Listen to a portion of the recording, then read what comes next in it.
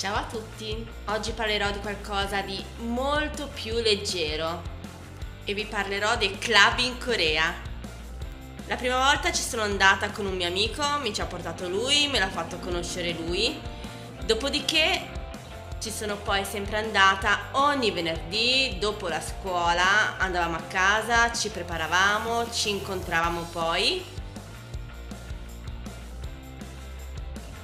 Andavamo a mangiare fuori, dopodiché ora di club. Ovviamente la zona più vasta per i club è quella di Hongdae, quindi andavamo lì anche se comunque non conoscevamo nessuno. Ricordatevi comunque come sono i ragazzi coreani, quindi non ti si avvicinano neanche lontanamente. Se si avvicinano vuol dire che sono super, troppo, a volte troppo ubriachi e soprattutto non vogliono essere i tuoi amici. Parliamo del primo club a Hongdae. Qui sopra vedete la mappa che si chiama M2.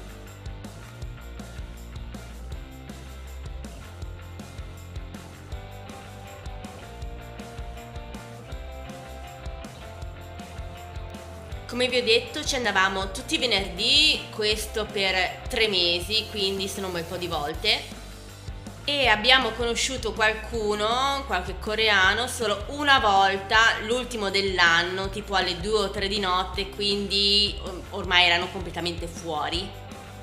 Dopodiché, come al solito, sempre io e lei e io. La musica dell'M2 è l'EDM, musica che a me e alla mia migliore amica piace tantissimo, quindi tutti i club dove siamo andate erano basati sulla musica elettronica.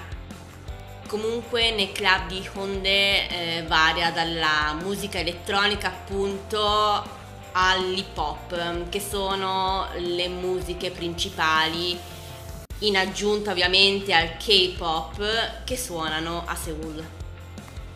In tutti i club a Seoul comunque fai la fila, arrivi all'entrata, mostri la tua carta d'identità, comunque documento d'identità,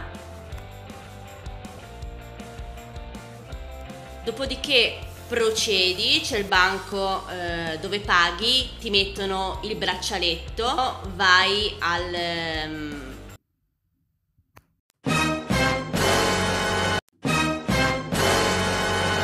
guardaroba, vai! Non mi veniva la parola. All'M2 praticamente ti prendono tutta la tua roba, te la mettono in una sacca e te la stivano dietro. Poi torni col numerino, ovviamente fai la fila per prenderti la tua roba. Il posto francamente lo consiglio, è abbastanza grande, ha diciamo 2 piani, cioè il piano centrale, poi il piano di mezzo che sarebbe quello dove ci sono le terrazze, la zona VIP insomma. La musica è buona, i DJ coreani ospiti sono bravi, a volte dipende dall'evento diciamo, ci sono anche dei DJ stranieri famosi.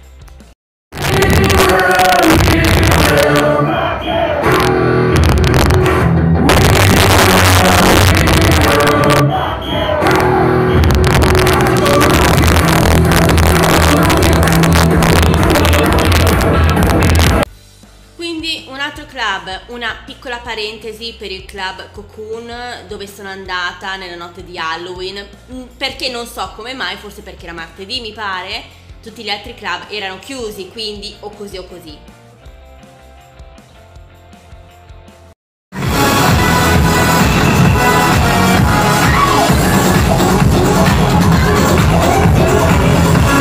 Questo club fa un po' di musica mista, quindi EDM, R&B, qualcosa di K-pop, hip hop, qualcosa di soft rock, un po' di pop, quindi non è il mio ideale, ecco. Il club X assolutamente introvabile per noi sulla mappa, se non che poi l'abbiamo trovato ed era sulla via principale, cioè assurdo. E perché c'ero andata? Perché ovviamente, come al solito, seguivo il mio DJ coreano preferito, il DJ Maximite.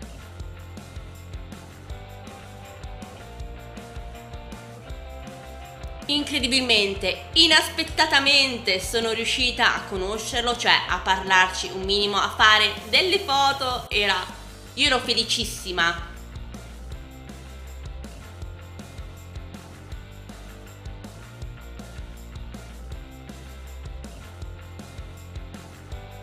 Se non che poi comunque gli unici a parlarmi, non so, quella sera un sacco di ragazze coreane mi hanno invitato a bere qualche cosa. Assurdo ma vero!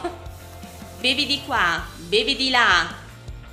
Prima di andare, che ero con un amico purtroppo, ho chiesto di nuovo di fare 2 altre foto. Me lo sono ovviamente abbracciato io, a me sembrava di stare in paradiso quella sera. Lui mi ha detto qualcosa, ma ripeto, bevi di qua e bevi di là, io non ho capito neanche se ha parlato in inglese o in coreano. E me ne sono andata! Comunque, il club ha la postazione centrale per i DJ, il pubblico è tutto intorno, quindi i DJ in un modo o nell'altro devono arrivare alla postazione, quindi li puoi beccare. Il club ha un piano solo con dei rialzi tipo spalte alla fine, è molto piccolo e stanno tutti in piedi, ci sono i tavoli alti, stanno tutti in piedi. Carino. Alla fine cambiamo zona, andiamo a Gangnam, ovviamente, la zona più ricca e fashion. Mi hanno detto: non conosci nessuno perché questa non è la zona giusta per te, va a Gangnam. Avevano ragione. Ribadisco comunque che i ragazzi sono coreani, quindi sono simpaticoni per qualche ora e poi basta, non esistono più, a prescindere da dove li conosci. Primo club dove provare il famoso Octagon, bellissimo, grande, su 3 piani mi pare, ascensore veramente.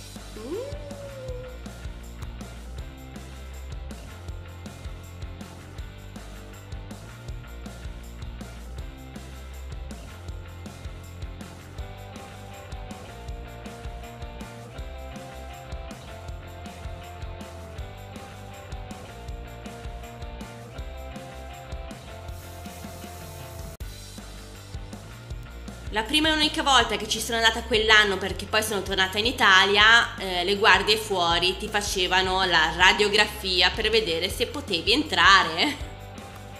La modalità di entrare all'Octagon è come all'M2, quindi entrata, bancone, paghi, ti mettono il braccialetto, ti danno 2 buoni per bere. Dopodiché scendi ulteriormente, c'è la zona armadietti, quindi tutto automatizzato, passi il codice a barre sul tuo braccialettino, metti la roba dentro, chiudi e via, ovviamente prima paghi. Diciamo che l'esperienza è stata ottima, ho conosciuto gente, mi sono divertita e sono tornata a casa felice dopo una bellissima serata in un bellissimo club con della musica bellissima e DJ famosi coreani. Poi dall'anno dopo hanno cominciato a non essere più selettivi, ecco.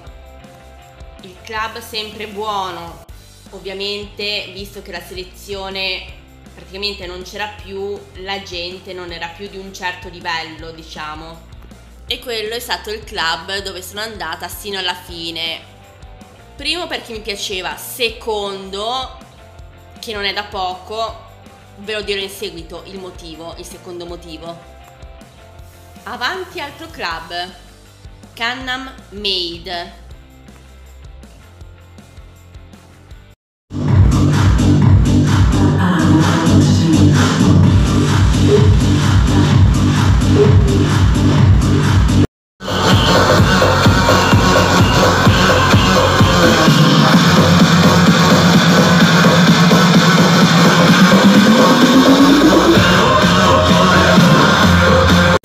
Sono entrata e mi ha preso subito, musica bellissima, DJ bravi, DJ famosi, anche residents, comunque come in tutti gli altri club di Seul.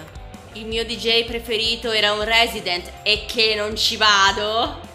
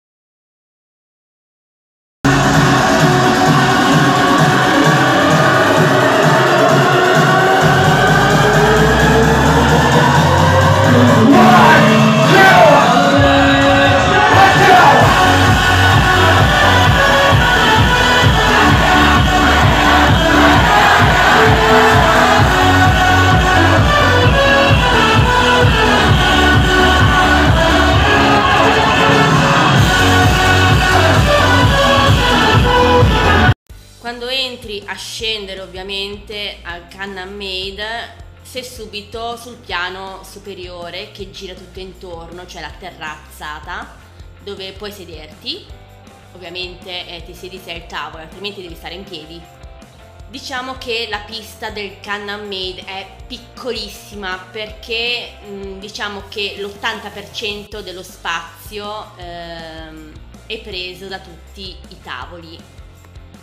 Quindi rendetevi conto che se non avete il tavolo, ballare in pista, stare in pista in questo club è veramente una scatola di sardine. Tenete anche conto dell'usanza dei coreani: quando c'è una canzone strafamosa hanno queste scatole, proprio scatole intere, cartoni di tovagliolini di carta che lanciano allegramente in pista. Quindi quasi alla fine della serata, diciamo, la pista è un materasso.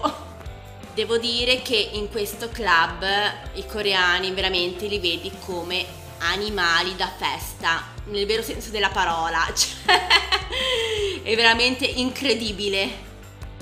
Altro giro, altro club, il MAS, precisamente a Gangnam Station.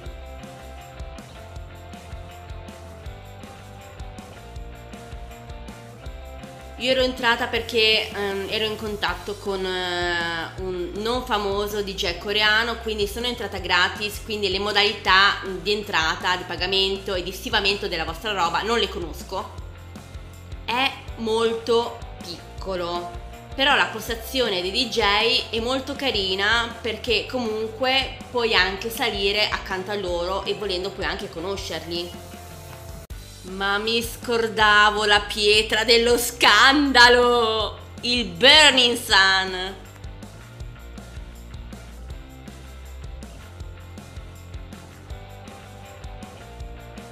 Ovviamente tutti sappiamo di chi era il Burning Sun, o meglio forse chi era il gestore, adesso non so se era il proprietario, io avevo capito che era il proprietario, ma forse no. Insomma, uno dei Big Bang, famosa K-pop band. Io in realtà c'ero andata perché mi ero incuriosita per un DJ, Peanuts. Devo dire lo show è stato valido.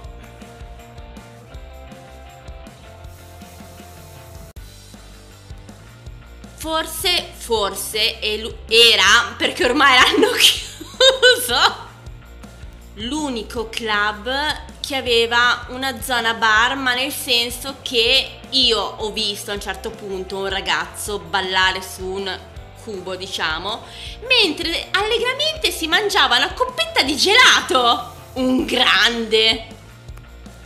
C'è la zona per quelli che hanno i tavoli, che è davanti alla postazione dei DJ, nonché la zona proprio dietro la postazione di DJ allo stesso livello, dove ci sono altri tavoli, quindi sei proprio letteralmente alle spalle del DJ.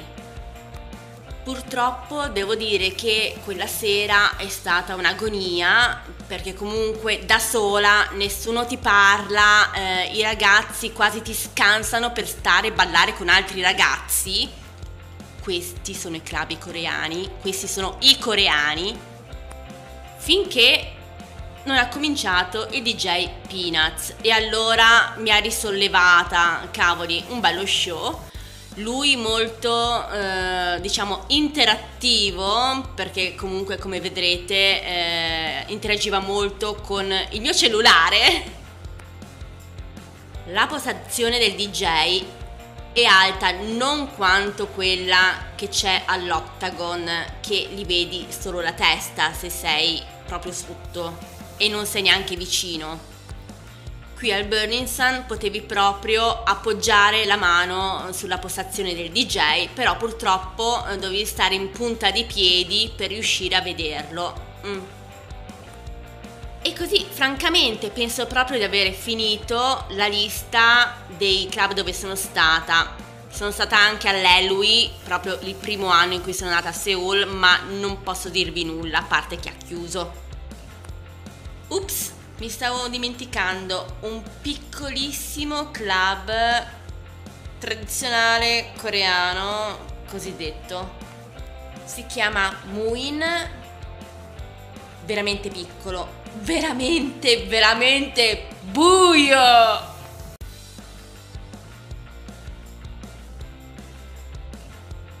Vicino sia al Club Arena che al Gangnam Made. I DJ suonano come se fossero a casa loro, quindi molto tranquillo, nel senso come ambiente. Puoi conoscerli, nel caso puoi berci assieme. L'unico club dove servono il McColly a cifre improponibili rispetto alla quantità. Fra l'altro lì i DJ suonano quello che vogliono, nel senso non c'è una scaletta data, devi mettere queste canzoni qui perché la gente vuole ascoltare queste canzoni. Lì mettono le canzoni che piacciono a loro stessi. Non mi piace molto come club, come musica. E ovviamente non mi sono assolutamente scordata di dirvi il secondo motivo per cui io alla fine andavo sempre solo all'Octagon. Il motivo è questo, è che all'improvviso, da un giorno all'altro, quelli nati prima del 93 non possono più entrare nei club coreani perché sono troppo vecchi. Cioè, andare in un club, ballare e ascoltare della musica bellissima con un impianto come si deve era l'unica gioia che mi era rimasta in Corea. Quindi diciamo che il limite d'età, ed è veramente assurdo che ci sia un limite d'età massimo per entrare in un club, cioè proprio gli unici al mondo forse, cioè sono veramente, veramente... Non ho neanche la parola! Sconvolta è la parola giusta! Quindi se avete già compiuto 26 anni non potete più entrare in un club in Corea, siete banditi. Scusate per il video un po' lungo, ma tenete conto che comunque ho parlato di molti club e che sono inclusi nel video anche alcuni video che ho fatto nei vari club. Ricordatevi di mettere un like e di iscrivervi al mio canale. Ciao!